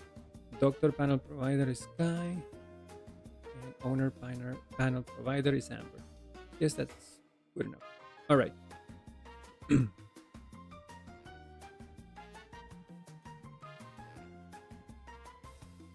I don't love much Discord, but for the sake of joining this awesome teacher, so much. Thank you. I will definitely do an exception and join. Thank you, my friend. I wasn't much into Discord myself, to be honest. But then I saw one other creator, and by the way, stay in the if you're here live, stay until the end, because once I'm done, I'm going to take you to another channel of another awesome creator who is also doing a live stream, I think Monday, on Filament. He's doing his live his website. He has a front-end website, and he's building the back end of that website in Filament 3. So I really recommend that you stay until the end, and you'll be automatically redirected to his channel, and you can turn in notifications for his stream tomorrow. And also, if you can, subscribe to his channel. He has really good content. What was I saying? Oh yeah, Discord. I wasn't too much into Discord. I never was, but when I saw that other developers, other creators had their Discord servers as a way of giving more support to their users and like creating a small community of users, I thought, why shouldn't I do that as well? So that's why I have my Discord server now, and that's why I'm so terrible at promoting it, because myself, I wasn't into the whole Discord thing. But it has been great. There's a lot of people joining, and it has given me the opportunity to go beyond the video and help a lot more, like sharing tips and helping people with their problems. My week in school, watching about Filament PHP last days. Looks really cool. Fast for making web app, SAS, really fantastic. It really is, especially in the last version. Version 3 was just like game changer. Is it in plan to cover tests as well? Oh my friend, I should put it in the plans, to be honest, because testing is very important. Problem is, I felt I was forcing myself to do testing for a while, but then I fell off the wagon and I just stopped doing it. But I should go back into it because I feel like it's a very important aspect of the development, even if it's not TDD. Because let's be honest, TDD, or test-driven development, even though it's a great framework for developing your application, in reality, it doesn't really happen that much. But we do need to test the code, and I should make it a point to add tests. Even if it's after the fact, I should make it a point to add tests to this project, and I will, I promise.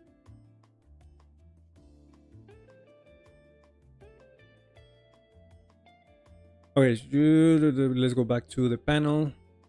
This is logging as a doctor. I think the name was John, and password is password. And we sign in. And we have a dashboard for the doctor, but there are no resources. So let's make resources for this panel and then scope those resources to just the logged in user. In fact, let's do the latter first, because we can do that with middleware.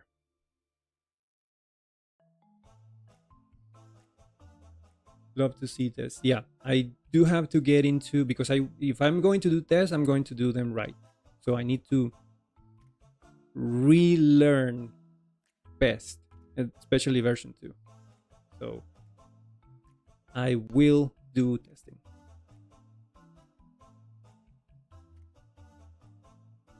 I do agree it doesn't need to be TDD, but overall testing is important, and especially when it's time to refactor. Awesome, would love to see it. Yes. If it is important to you guys, then yes, I will make it a point to do testings, even if it's after the fact and once the the program is, once the application is somewhat usable.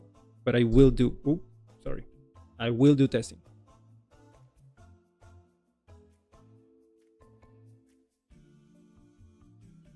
I prefer Slack not to advertise, but it's also free and allows development of custom modules and does not drain my battery all the way when mobile. That's a good point. I do use Slack, but mostly for work. I could look into it, but yeah, Discord seemed to be like the more popular option around. Even the official Filament website has their Discord server. You should join that too. It's very good. But yeah, Slack is a very good option as well. Let's create a resource for, let's start with schedules. No, wait. First, let's create a middle, no. Okay, let's create the resource first so that you can see what are we trying to solve, and then we create the middleware that is going to scope the records to just the logged in user. So PHP artisan make filament resource. This will be for schedule. And thanks to Laravel prompt, I can put this resource into the Docker panel, like so. Now, if we go into code, the new resource, let me clear up my screen, and the new resource is found at Filament Docker schedule resource. I should also make it a point to move the resources, the default resources, to an admin folder, because if this is inside Docker, I should have Docker, owner, and admin. Could be a little tedious because I have to go in and change all the namespaces and stuff. So I'll do that off camera, maybe for the next stream. I'll move all of these resources into an admin folder. For now, we have Docker resources, schedule resources. And I believe we can just reuse some of the elements from the admin schedule resource. So let's open this. And let's start with the form. No, let's start with the table. I do need groups to group by date.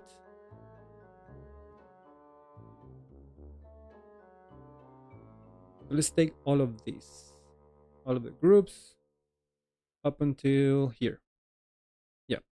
Let's copy this, paste it here, and then I'll just remove whatever I don't need. Did I copy the whole columns thing? Yeah, I did. All right, let's fix indentation. What did I do?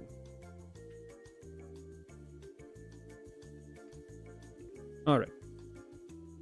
So we do need grouping for the date. This stays the same. What I don't need is the owner, but I'll keep it for now just to make it more visually apparent, the fix that we are going to do in just a moment. So I'll keep the owner here. I'll remove it later. And then do need the slots, created add, updated add. So let's save this, go back and check it out. Schedules, I hate that icon. Of course, since this was a copy paste, we need to do all of the imports. So schedule, for example, we need to import that. We need to import slot. And by the way, we have a property for that now. Instead of doing format and format, why don't we just change this to format at time?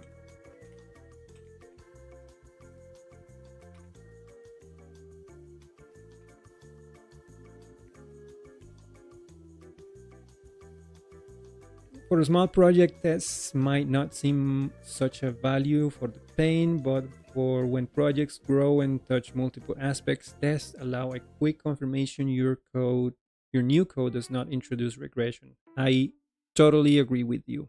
The problem is that all projects start up small and we think, yeah, I'll get to it later.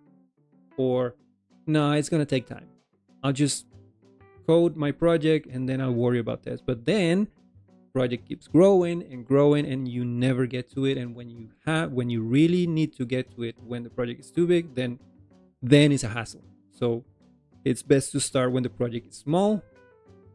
If you don't want to start with the test, then get the minimum viable product as fast as you can and then do the tests. But don't let it grow too much, because then you will never get to testing.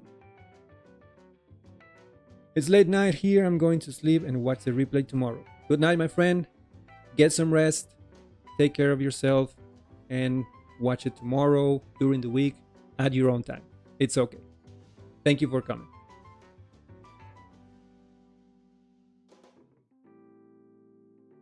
All right, this is a batch already. This should work. And let's see it. Go back to here. All right, perfect. So the slot time is not working. Why not?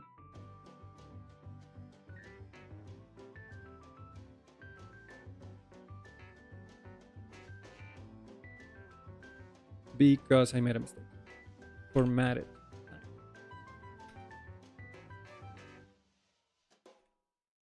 All right, much better. So as you can see, this resource needs to be scoped to just the logged in doctor, which is John Doe. So let's do that with, I'm sorry, I'm going to change that icon right away because it's bothering me way too much.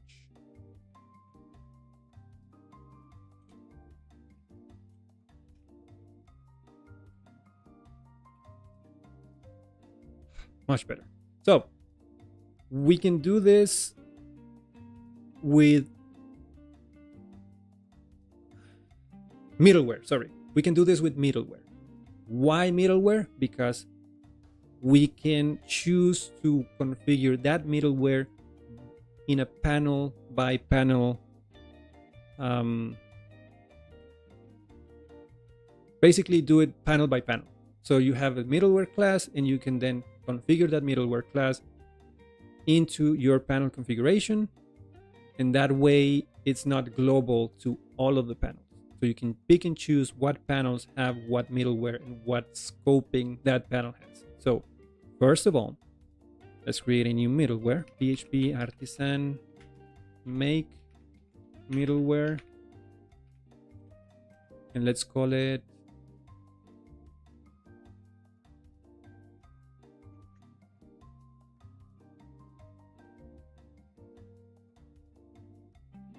why am I having so much trouble calling it? Let's just assign global scopes.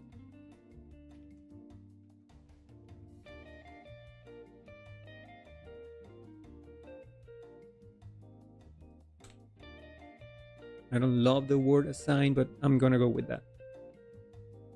So we have a new middleware, and if we go to Visual Studio Code and open app, HTTP middleware, we have our new class here, and in this middleware I'm going to do schedule add global scope, and the scope can be a closure. So let's do function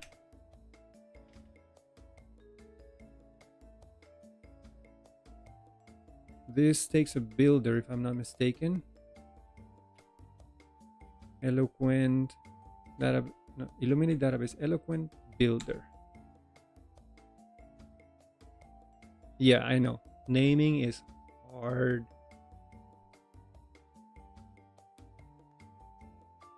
Are you going to push the project to Git? Last time you pushed live stream to, did I? I believe it should be up to stream 4. I may be wrong, but I believe I pushed 2 pull requests already to the code for stream 3 and 4. If I'm mistaken, right after the stream, I'm going to push everything live. Do you have the link to the GitHub? I believe so. You do. If you have the push live stream 2, then you do. You can find the link to the GitHub repo for this project in the description of this video.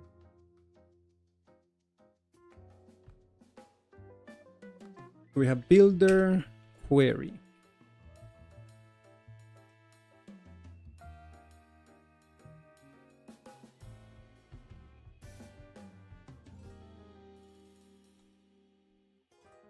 Let's make this a working project. Well, I'm gonna take you up in the offer, my friend. I do want to show it on stream when we do testing.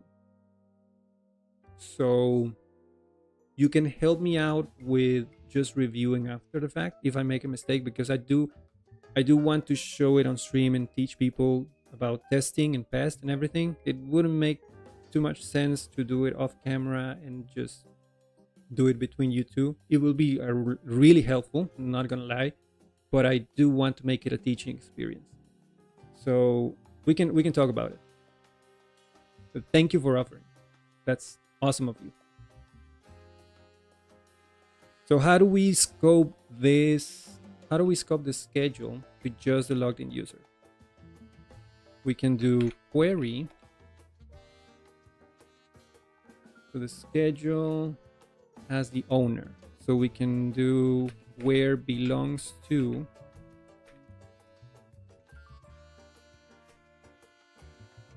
And for the user, we can do either we do auth like so. But when I'm in Filament, I don't know why I tend to go to Filament auth, which is basically the same result. The only thing that changes is that when you do Filament auth, you get the guard class that is configured for the Filament project. If you do auth, then you lose that configuration. I don't know if that makes sense, but just to be safe, I always go with the Filament facade and then auth user, and that'll give me the logged in user. And just because the schedule relationship is not conventional, we need to pass owner as the second parameter.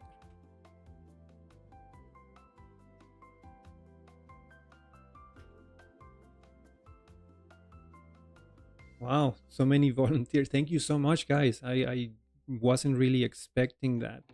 That's so awesome of you guys to offer to just help me out with the project. Thank you. Thank you so much. I know it's a bit off topic, but how would you work on Filament when your code is hosted on a shared hosting? I'm trying that, but SSH connection in VS Code does not allow the artisan commands. That's an interesting question. Where is your shared hosting, if you can share that? Is it like a free service somewhere? I never tried that before myself. That's a great question. I don't have an answer, unfortunately, for you right now. It's not something that I have done, but I can definitely figure it out, make some research, and probably give you some tips or some pointers, at least. We can figure it out together. We're smart.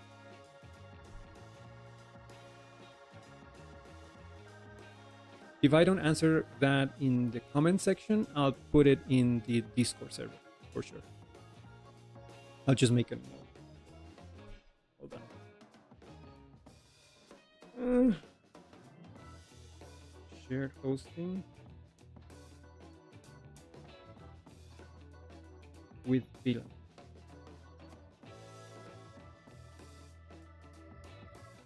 and SSH and artisan command.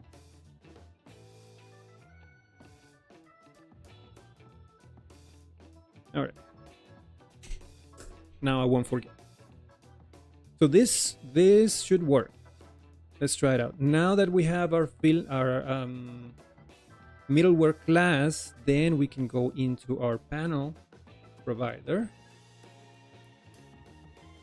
So providers, filament, doctor panel provider, and then in the middleware array, we can just add the new middleware class. So assign global scopes class. If we go back to the list and refresh, we have an error. Oh, I made a mistake again. Builder.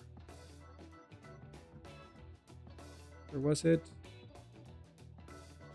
Clear a few things here. Middleware, global scopes.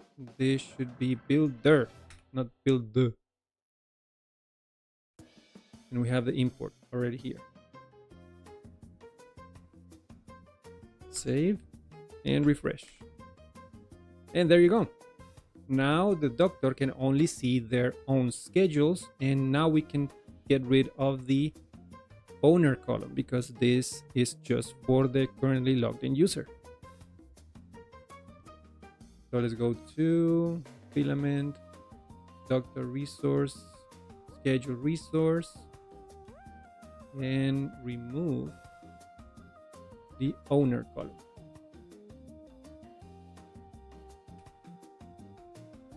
Just like that. And since we're here, if we go to edit this, well, it doesn't work.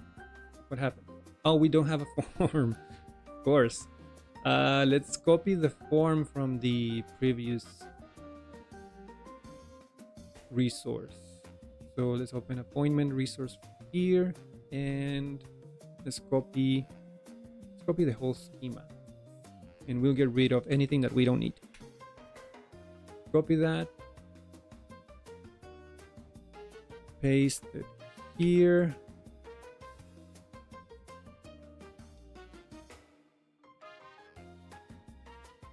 And of course, someone's mowing his lawn. I hope it doesn't come through the microphone, but I can hear the machine. Such is life. Okay, so what do we have here? First of all, we lost the doctor role, but we don't need that because this user belongs to, it's already taken care of in the global scope. So we can get rid of this use here. And the whole select, we don't need to select a doctor in the form because it's going to be for the currently logged in doctor. So we can just get rid of this whole select here. We do need the slot, and we do need the slot to be visible when we change the value, the premium cPanel with remote cPanel. Wow, I remember cPanel. I haven't used cPanel in like ages. I remember I used cPanel when I was first starting with PHP. And in my first development work, my first actual work as a developer, we used the cPanel. We used cPanel to manage the files on the server. Wow, that really takes me back. Okay, cPanel. Making a note.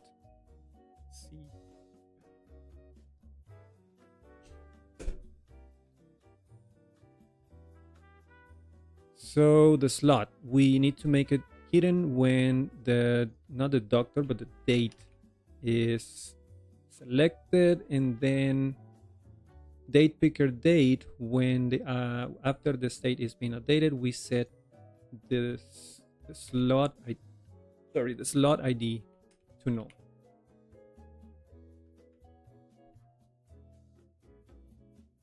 Okay. Now for the relationship query, we do need a doc. Do we? Well, instead of using find doctor, we can just use the currently logged in user here. So filament auth user. That'll give me the current doctor, and then I can do where has schedule and limit the schedule for that doctor. And that'll give me all of the slots for the doctor. And then this hidden, yeah, that's fine. And again, we do have the formatted time. So let's use it here. Instead of using for record, which is slot, we can use formatted time. That should give us the right format on the dropdown. And I should do this as well on the admin appointment resource, just so I don't forget.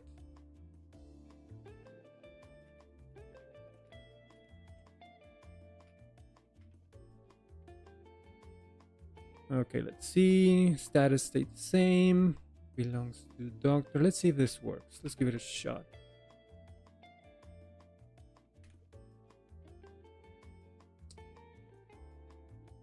Schedule pet. What do you mean? Like, what do you mean? Have you seen that meme? Like, me? What do you mean? I do have that relationship. What's going on here? App model schedule pet.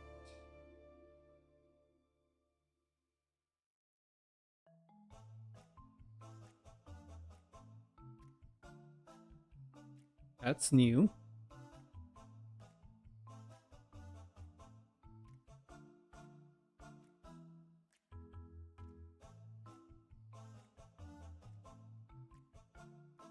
What is happening? Schedule. Let's check the model. I don't think that's a problem, but why is it complaining about schedule pet? Why is it doing a schedule pet?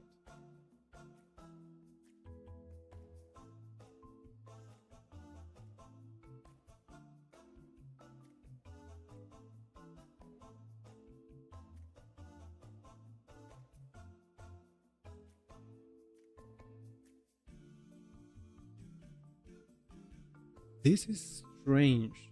I'm not gonna lie.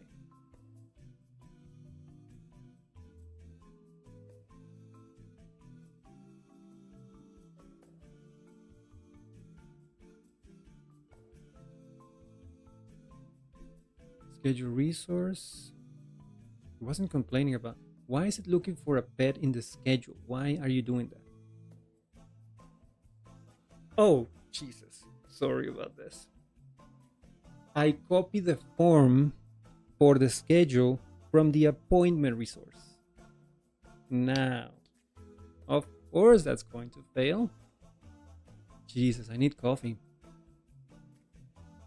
I'm so sorry. Open the schedule resource and let's copy the form from there.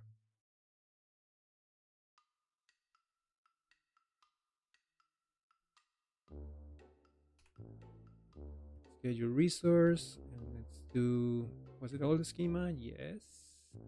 Wait, I'm copying the table. Well, oh my god. Wake up. Copy the form, not the table. Let's replace all of this with schema. I don't need to limit this to just the doctor role because we are working with just current doctor. We don't need the owner ID. That can go away. All we need is the date and the slots. But if we are going to create a new schedule, we should assign the currently logged in doctor before saving the data. So we'll take care of that in just a moment. By now, we just need the date and the slots.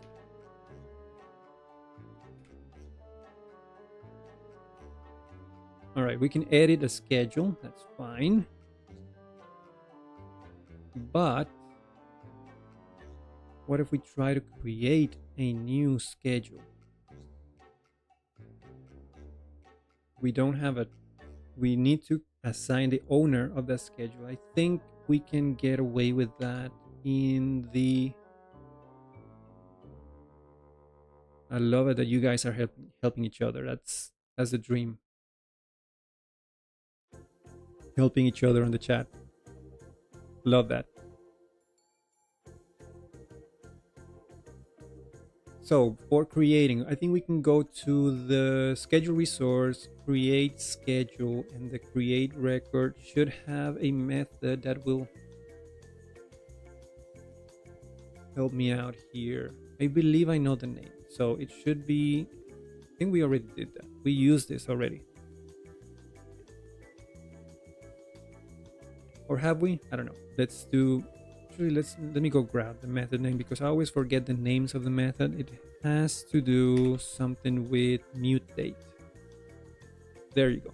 Mutate form data. We used a similar method with the appointment resource on the admin panel where we mutate data before fill. Now we need to mutate form data before create. So I'm going to copy this and override that here. And then we can say data owner ID equals to filament auth user ID, right?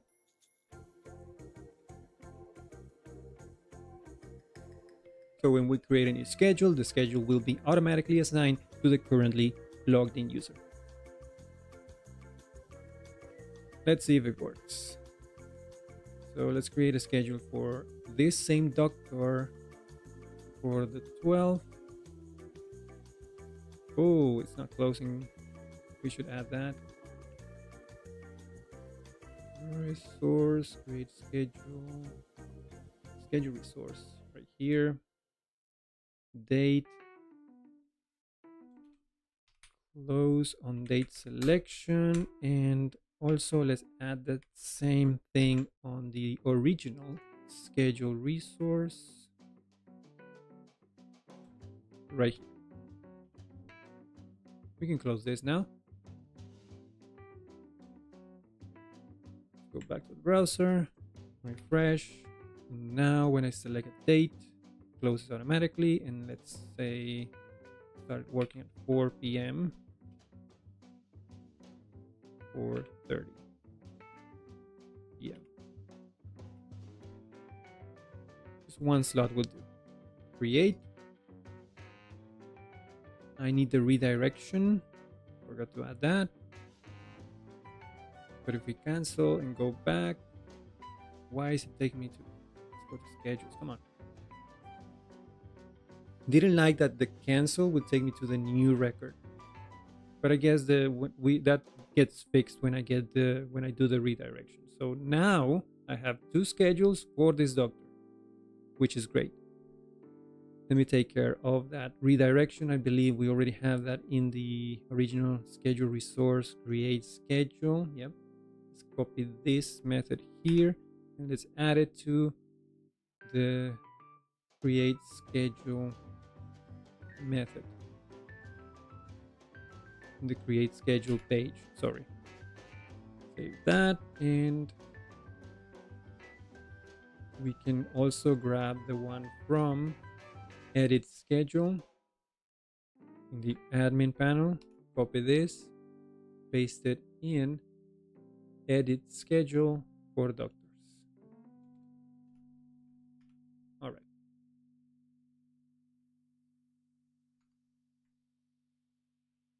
I think we're done with schedules. Let's now see how much time we have, and I think we're gonna leave it here because we're already 2 hours and 25 minutes into the stream, and it has been great. If it was for me, I'll keep going, but I know that people have other things to do, and you need to get on with your weekend.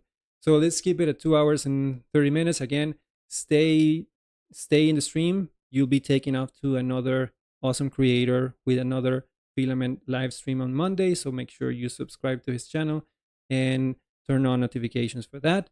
It has been a great experience as always, this live stream. Thank you everyone for showing up. If you find this live stream helpful, click the like button, subscribe to the channel, and I'll see you in the next one.